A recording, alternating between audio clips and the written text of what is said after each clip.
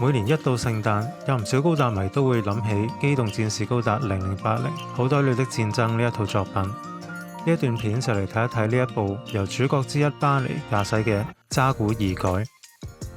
呢一部係 Bandai 食玩部旗下 G-Frame FA 系列第3彈推出嘅渣古二改。G-Frame 係一個 non-scale 嘅食玩系列，全系列幾乎都係通用同一副簡單骨架，所以所有作品嘅可動度同埋高度都大致上相同。呢一部渣古二改頭頂高大約係11cm， 普遍會細隻過 high grade 模型。不過 G-Frame 呢一條 line 有一個特別之處，就係會基於原機設上面再做一啲更現代化嘅造型改動同埋黑線處理，造型會更加符合近代玩家嘅審美。所以對於冇模型改造能力嘅玩家嚟講，呢一部都屬於係細比例模型當中比較容易入手嘅精品。喺我加工上色之前，先記錄一下原廠嘅造型啊。渣古嘅頭部係淺綠色嘅成型色，動力管有做到黃色嘅塗裝。獨眼嘅部分可以左右轉動，有做到金屬粉紅色嘅塗裝。胸甲位置有深綠色、深灰色同紅色嘅成型色零件分件，腰部有深灰色嘅分件，動力管都有做返泥黃色嘅分件。前裙甲係深綠色嘅成型色，排氣口嘅位置有紅色嘅塗裝。右裙甲有掛載狀態嘅手榴彈，有做到紅色嘅分件。後裙甲係深綠色嘅成型色，背包呢就係一整件嘅深灰色成型色零件。左肩嘅撞釘肩甲同右肩嘅護盾係深綠色嘅成型色，左右兩邊全條手臂嘅盔甲都係淺綠色嘅成型色，手背甲就冇做到獨立嘅分色。大腿同小腿嘅裝甲都係一整片嘅淺綠色成型色零件，泥黃色嘅動力管係獨立嘅分件，大腿後方嘅噴射器係獨立分件，可以上下做到角度上嘅調整。腳底係一大片嘅深灰色，但係有做到噴射口嘅造型。腳面嘅淺綠色同埋淺紫色全部都係獨立分件。喺配件方面，有渣古電熱釜，成件都係深灰色，釜柄冇任何嘅塗裝。MMP 80機槍拍落渣古本體度望落好似有啲 oversize， 同樣都係成件深灰色嘅成型色零件。劇中有出現過嘅聖誕老人氣球配件，冇任何嘅上色，而且比例上係做細咗好多嘅。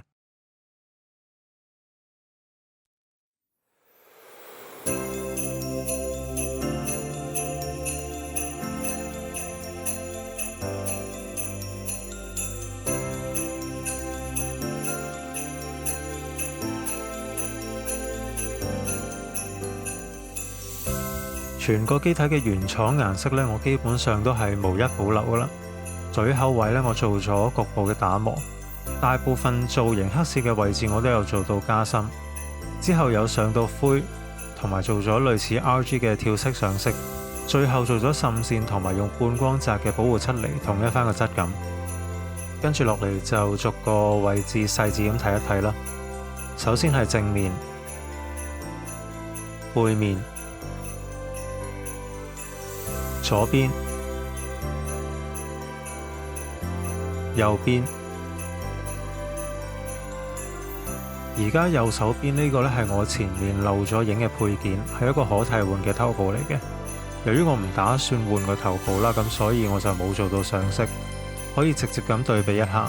全機嘅淺綠色呢，我用咗一隻比較上係大黃嘅綠色，而動力管嘅黃色呢，我就用得比較鮮色啲嘅。頭部嘅淺綠色會喺動力管嘅位置呢，見到呢度嘅淺綠色係略略咁深色少少嘅。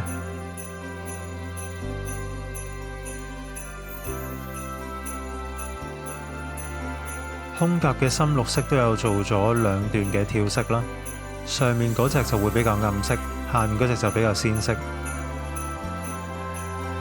排氣口嘅內籠都有做到紅色嘅分色嘅。胸前原本係深灰色嘅地方呢，我就用咗有金屬質感嘅深藍色。下半身前裙甲嘅位置深綠色，有做到2段嘅跳色。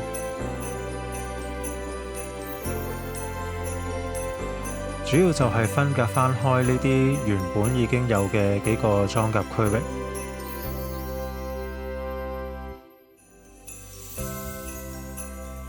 右側裙甲嘅搭載手榴彈，喺3粒之間嘅空隙，我用咗黑鐵色去做翻分隔。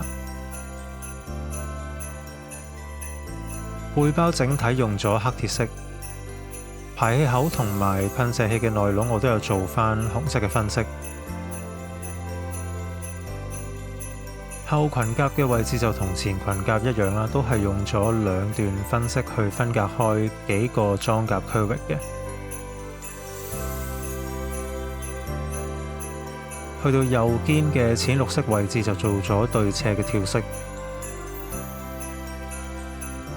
手臂、上臂同埋前臂嘅後方，仲有手背甲呢，就用咗比較淺色嘅淺綠色。前臂嘅正面同埋後方嘅呢一個區塊咧，都做咗深色嘅跳色。腿部嘅跳色就做得最豐富嘅，做咗3段嘅跳色。大腿嘅前方用咗相對淺色嘅顏色，而後方就用咗相對深色嘅顏色。至於膝甲嘅顏色就最深色。小腿嘅內圍同埋外圍分別都係用翻大腿嘅2隻顏色去做跳色，而深色啲嗰一隻色呢，就帶埋落去噴射器嘅遮蓋裝甲上面。最後噴射器上方呢一個區塊呢，就用翻膝甲嗰一隻最深嘅顏色做呼應。咁噴射器嘅部分都有做翻黑鐵色嘅塗裝，內籠都係用翻紅色嘅分色。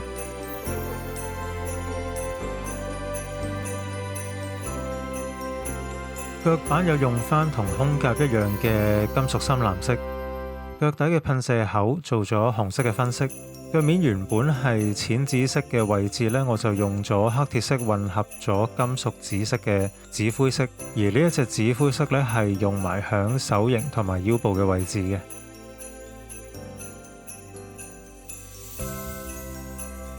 同時亦都用咗響肩盾嘅內側。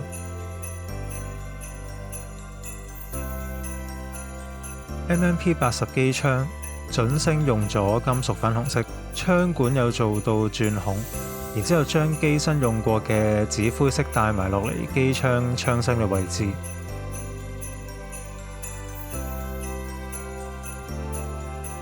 槍柄呢一度呢，喺噴塗嘅時候就做咗遮蓋，避免把槍響插入手型嘅時候會出現刮漆嘅情況。電熱釜嘅釜柄亦都做翻最標誌性嘅淺綠色塗裝。手持嘅位置同樣係冇上到色嘅，避免刮漆。釜印嘅邊緣呢，就做咗金屬銀色嘅分色，就係咁啦。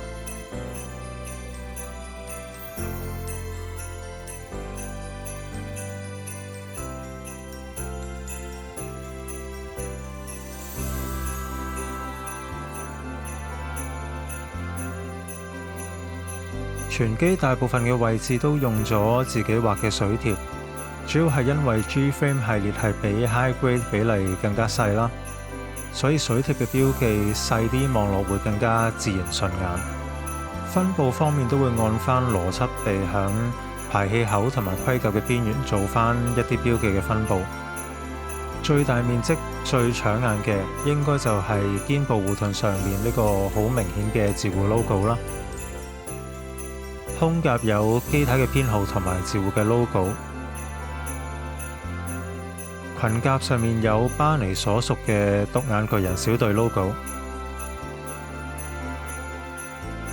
佢原本有附帶嘅聖誕老人氣球配件呢，一嚟比例就唔啱啦，二嚟上色嘅時候就俾我整衰咗。咁反正佢都唔係主角啦，我就放棄咗，冇再特登去再搞啦。咁畫面一同做緊展示嘅就同樣都係 G-Frame 系列未做上色加工嘅高達 NT1 Alex，睇下我幾時有興趣嘅時候就整埋佢啦。呢個 channel 主要都係會記錄我唔專業嘅上色作品。如果有下一段片嘅話，咁就下一段片再見。